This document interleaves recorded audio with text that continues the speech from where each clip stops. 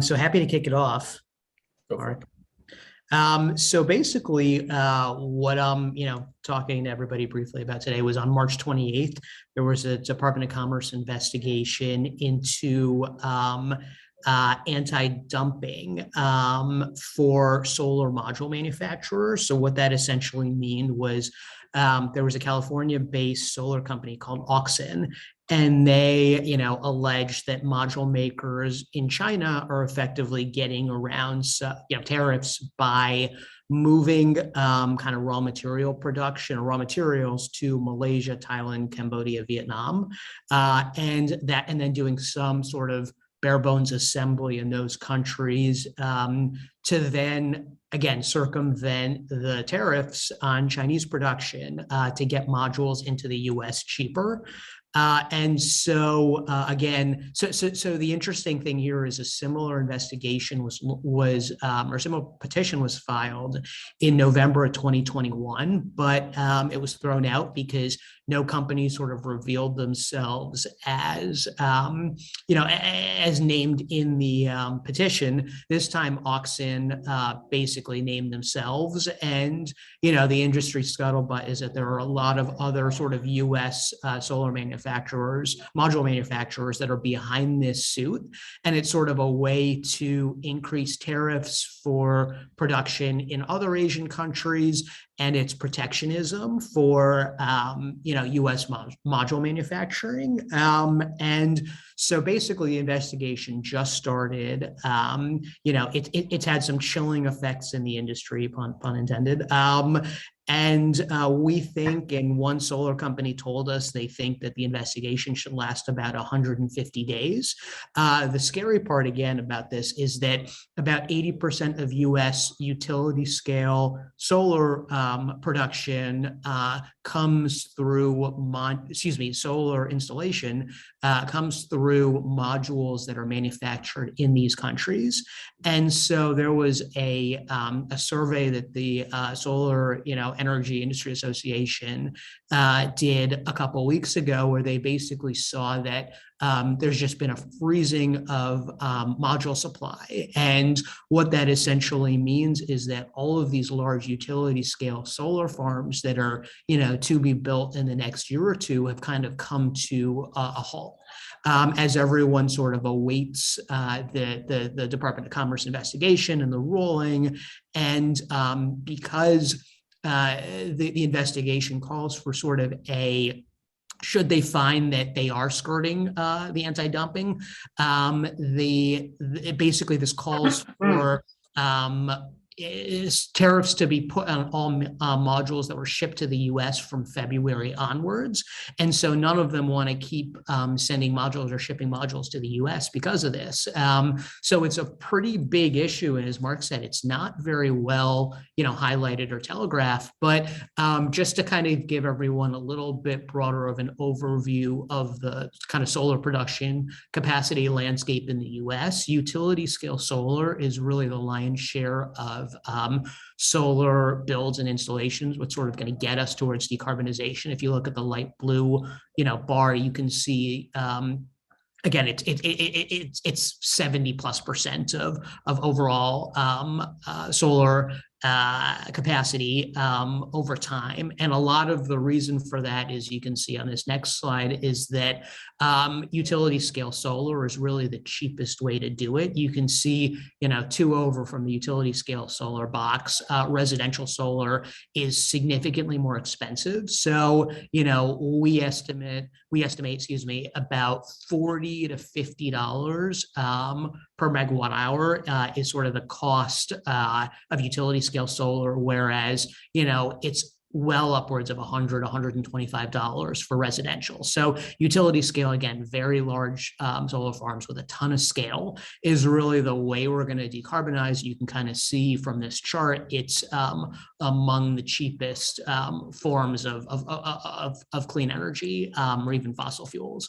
So, and again, nuclear is obviously cheaper, but, we all know the political issues around that. So, basically that's what I wanted to call everyone's attention to, is that this is going to be a large percentage of of kind of us pushing towards decarbonization from, an energy supply perspective, where, industry bodies like the IEA look at solar and wind essentially being at least 24%, if not 40% of global energy supply by 2040. And again, the bulk of that comes from utility scale solar. And, should the Department of Commerce rule that, there is anti-dumping going on here and kind of protect the domestic manufacturers, that'll really put a pause on the build out of these solar farms, especially because it'll take quite a while to kind of build onshore capabilities in manufacturing. So that's sort of the gist of all of this. And again, what I would say is, to the extent anybody has political contacts, knows lobbyists, I think this is a pretty big issue. And hopefully it ends in no tariffs or very, minimal tariffs. But I think the goal here is just to kind of increase awareness so that we can get some pushback. So can you go back to that other slide, on 3? Does this case reflect the impact? No, it does not. It does not at all. And so again, you're basically seeing a freezing of total capacity. Last year we did about 24 gigawatts of utility scale solar in the US. What industry groups are saying is that there's about 10 to 12 gigawatts of US module capacity production. And so, in this scenario where if the Department of Commerce again rules with, very high tariffs and module supply continues to kind of freeze from abroad, you can maybe get 12 gigawatts of solar installed in maybe 14, I think, is what the estimates are, given, the January or February builds before sort of all of this started. So, you could get up to 14, which would be a pretty big drop from last year's numbers, and not, the growth rates that we should see, to decarbonize. And what are the rates that, if you go back to that other slide 4, and utility scale having the cost advantage, what is with these tariffs, or is not just a tariff, it's actually more than a tariff, because you're saying but are they, I guess some of the projects are just uneconomical, therefore they're stopping production. Yeah, well, so right now it's basically that they're freezing production because they don't know what the tariff is going to be. And there's just so much uncertainty that's frozen panel supply coming into the US, which has kind of frozen all of these solar farm builds, to answer your question. On top of that, the module cost is about 30 to 40% of the bill of material for a total solar farm. And so the estimates at the low end are something like a 10 to 15% tariff, which is doable. But if you get to the high end of, the EIA is basically saying that this could be a 50 to 250% tariff. And if you get to that, and some of that is kind of fear mongering to kind of create pushback. But if you get to that high end of tariffs, then you sort of kill solar builds for the next year plus, utility scale solar builds for the next year plus, until we can get a lot more domestic manufacturing going. And I think that's really the problem, is you basically kill this industry and you kill the whole supply chain for, a year plus. Got it. Hey, Nitin, if I could ask, the spread between the residential and the utility scale, is that due to cost efficiencies for installation, or is that have something to do with panel costs itself? It's sort of everything. So some of it is that you're manufacturing with a lot more scale on the panel cost side, to your point. The panels are bigger, right? And so, they're cheaper per watt. On top of that, you're buying steel in bulk. You're buying something like inverters cheaper because you're again buying them in bulk from kind of white label inverter manufacturing. So it's sort of all, and to your point, yeah, labor too. So it's sort of all of these things combined that just make it so much cheaper to build with utility scale solar. Nitin, do you know the percent mix between domestic production and offshore production for solar? So it's about 80-20, 20% manufactured for modules, which is where the issue is, 20% manufactured onshore, 80% offshore.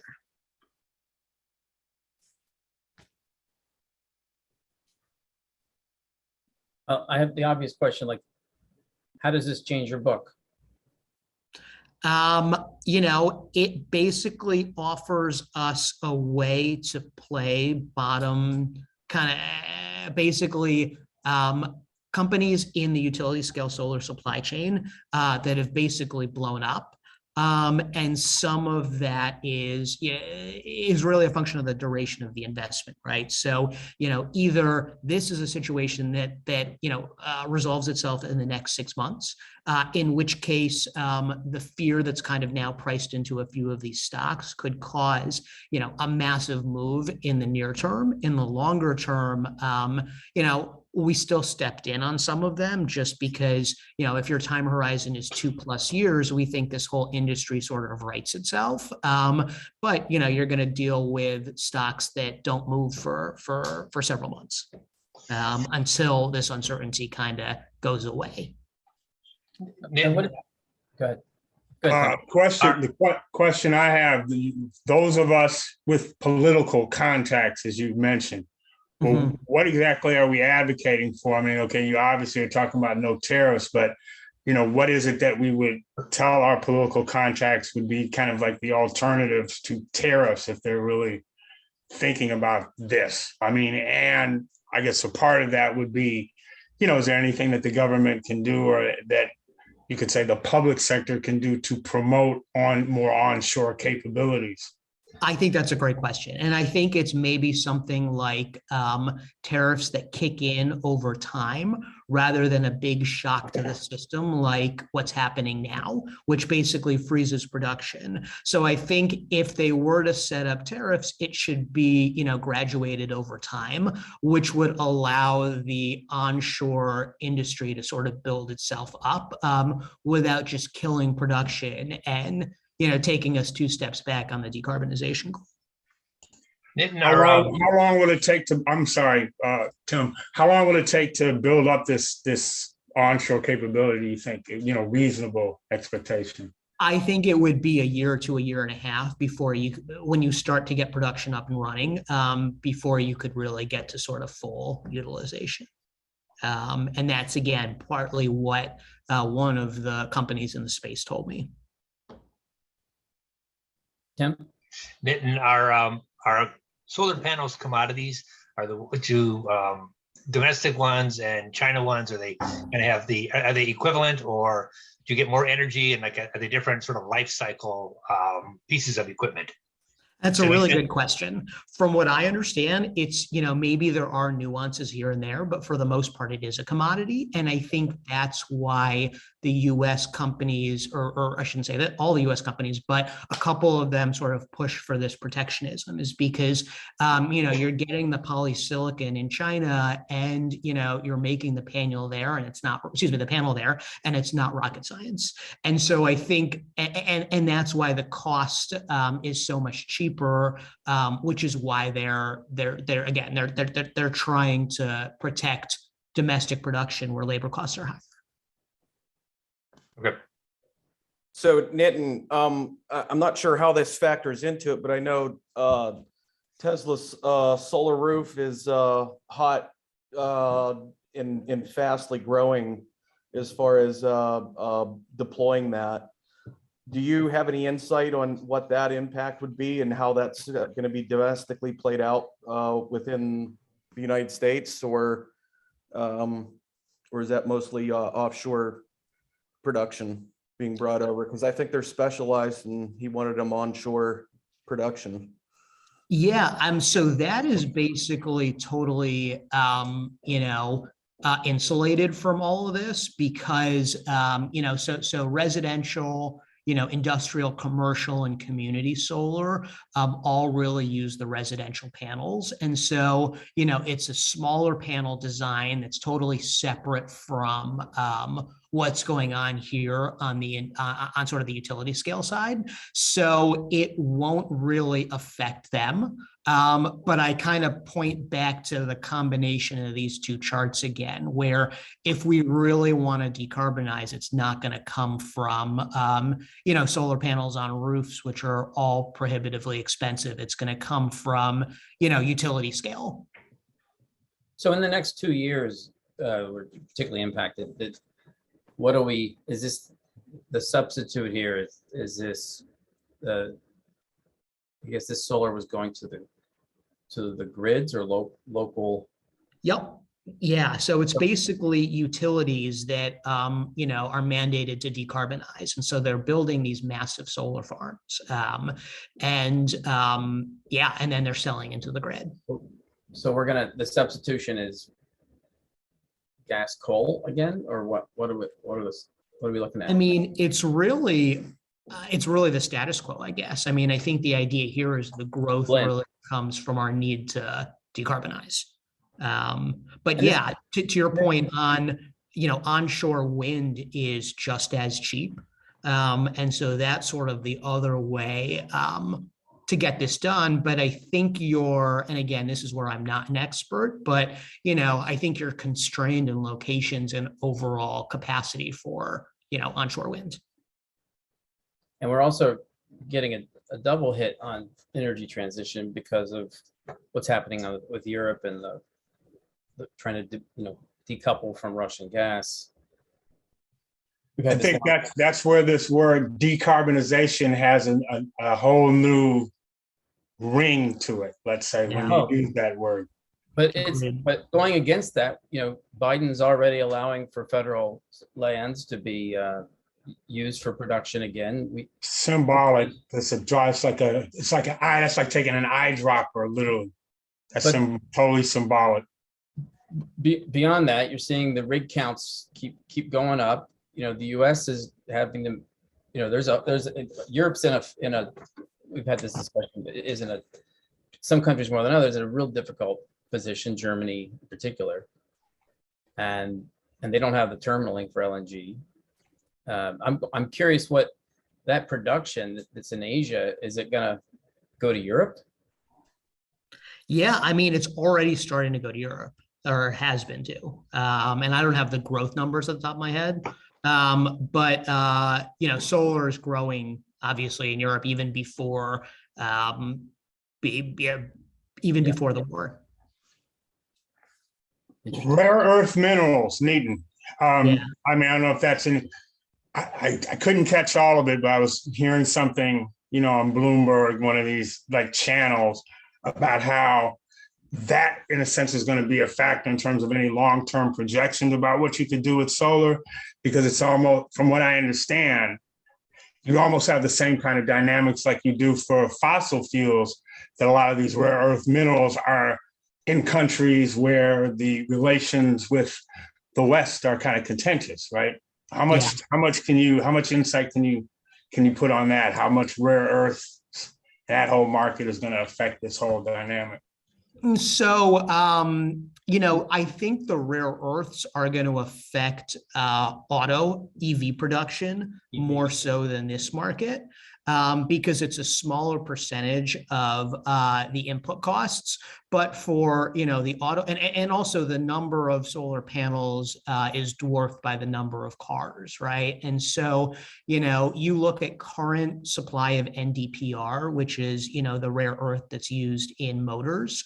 And you look at we're basically, it's roughly supply meeting demand, and that's, hard disk drives, it's consumer electronics, it's current EV production and so forth. And then you look at the number of cars that are going to shift to EV. And so the interesting thing, and I don't want to go in too much of a tangent here, but the interesting thing is, your average electric cars use more motors than ICE cars, right? And so those, the more motors means more content of rare earths. And so, you're talking about 2 to 3 kilograms of NdPr, which is currently, priced around $150 a kilogram for an ICE car. And then you're talking about, 6 to 8 for an EV.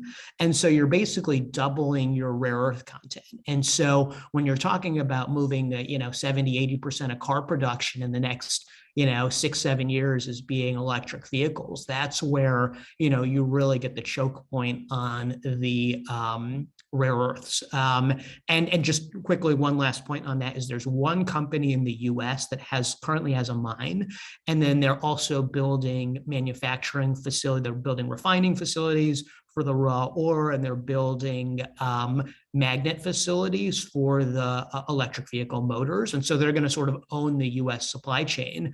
But, we were talking this morning in our investment meeting that, there was an Investor Business Daily article on this that basically, the CEO of this particular company has said, we're going to have 1/10, I think, something like that. The company's told us in the past they're going to be able to supply sort of 1/10 of US production of EVs. So to your point, there's a lot of demand for it, and there's not enough supply in Western countries.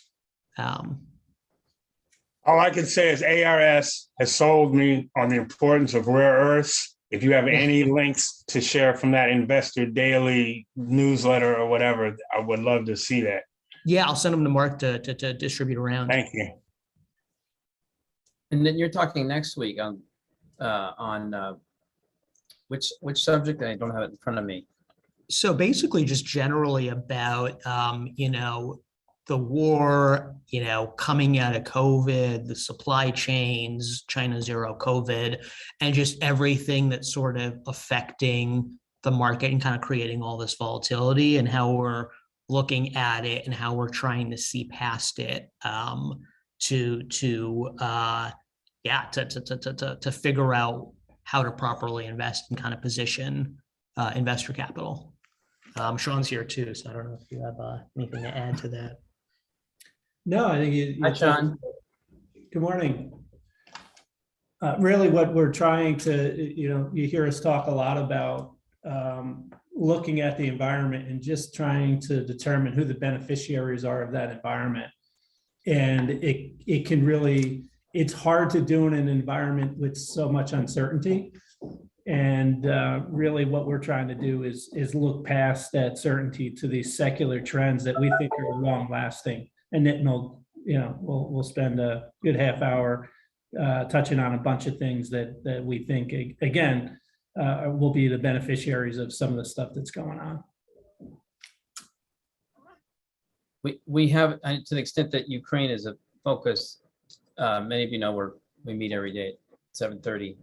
Please join us this same Zoom on humanitarian relief. And